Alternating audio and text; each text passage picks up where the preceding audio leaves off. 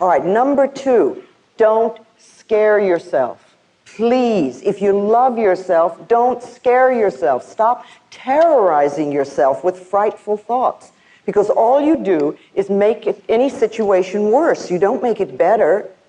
And don't take a small situation and make it into a big monster. And don't take a scary situation and make it even worse. Be there for yourself, you know? It's a terrible way to live. And if you have a habit of doing this, I suggest you stop it. You just stop it. You know, how often do we lie in bed at night going over and over a problem, creating the worst possible scenario? We do this for illness. We get a pain, and we're immediately planning our funeral. A few people I think here have done that, yes.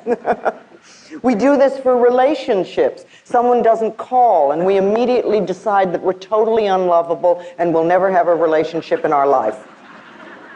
And we're abandoned. We do this for work. You know, you hear a small remark at work, and you think, oh my God, I'm going to be fired.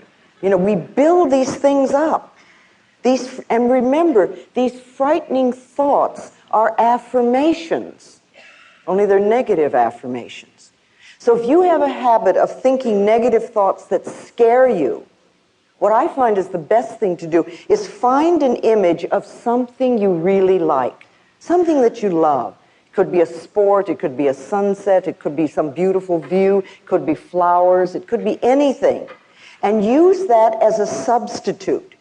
Pick that as your image, like your switch to image.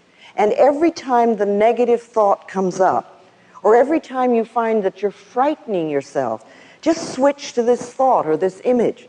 You know, and say to yourself, no, I'm not going to think about that anymore. I'm going to think about sunsets or waterfalls or beautiful yachts or whatever your image is.